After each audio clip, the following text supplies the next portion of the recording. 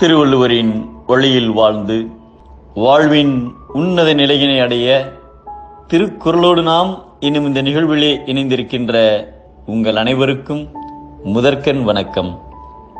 குறள் எண் 210, அதிகாரம் தீவினை அச்சம். சுவாமி விவேகானந்தர் ஒரு முறை அமெரிக்காவில் ஆற்றிய தனது சொற்பொழிவில் இறைவனை பற்றிய உயர்ந்த அனுபவத்தை நேரடியாக பெற்ற ஒருவர் எந்த சூழ்நிலையிலும் கலங்குவதில்லை, பதற்றப்படுவதில்லை என்று குறிப்பிட்டார்.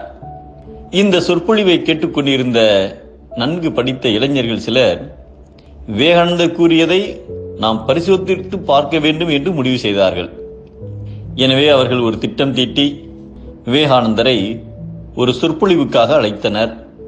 அவர்கள் அழைப்பிற்கிணங்க விவேகானந்தர் சொற்பொழிவாற்ற அவ்விடத்திற்கு சென்றார். ஆரம்பத்திலிருந்தே அந்த இளைஞர்கள் விவேகானந்தரை சோதிப்பது போலவே நடந்து கொண்டார்கள். ஒரு மரத்தொட்டியை கவிழ்த்து போட்டு, இதுதான் சொற்பொழிவு மேடை, இதில் நின்றுதான் நீங்கள் பேச வேண்டும் என்று கூறினார்கள். விவேகானந்தர் எந்த மறுப்பும் கூறாமல் அவர்கள் கூறியதை ஏற்றுக்கொண்டார். அவர் சொற்பொழிவு ஆரம்பித்த சிறிது நேரத்திற்குள் அவரது கருத்தில் மனமொன்றிய நிலையில் சூழ்நிலையை மறந்து பேசினார். அப்பொழுது திடீரென்று அவரை சுற்றிலும் துப்பாக்கி குண்டுகள் வெடித்தன. காதை பிளக்கும் துப்பாக்கி குண்டுகளின் ஓசை அங்கு பலமாக எழுந்தன. சில குண்டுகள் விவேகானந்தரின் காதின் அருகிலும் பாய்ந்து சென்றன.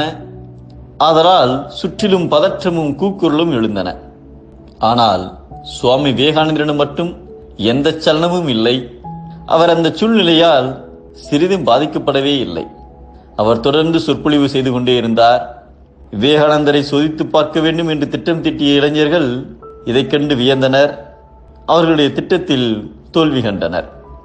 ஆனால் விவேகானந்தர் எதுவுமே அங்கு நடக்காதது போல் உரிய நேரத்தில் தன் சொற்பொழிவை முடித்தார். பிறகு அந்த இளைஞர்கள் விவேகானந்தரிடம், சுவாமிஜி, நீங்கள் அப்பழுக்கற்றவர், நீங்கள் மற்றவர்களுக்கு என்ன போதிக்கிறீர்களோ அப்படியே வாழ்கிறீர்கள் என்று கூறி தங்களது செயலுக்கு மன்னிப்பு கேட்டனர். ஒருவர் தீய வழியில் சென்று தீய செயல்களை செய்யவில்லை என்றால் அவருக்கு ஒருபோதும் கேடு வராது என்பதை அருங்கேடன் என்பது அறிக. மருங்கோடி தீவினை செய்யான் எனின் என்கிறார் நம் தெய்வப்புலவர் திருவள்ளுவர். தீயது செய்தால் கேடு, நல்லது செய்தால் பீடு. மீண்டும் அனைவருக்கும் நன்றி, வணக்கம்.